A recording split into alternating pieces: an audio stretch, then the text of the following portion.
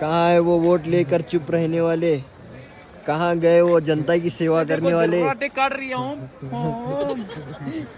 देखो हमारी पब्लिक कैसे पानी में डूब रही है और वो घर में सो रहे हैं। क्या उनको शर्म नहीं आती? हमारे ऐसे आम इंसान को सताते हो। रात को नींद करे या पानी निकाले घर में से? कौन सा?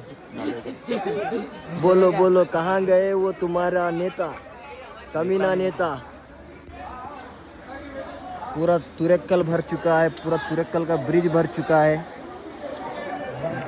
घरों से छोटे छोटे बच्चे बाहर निकल के आ रहे हैं।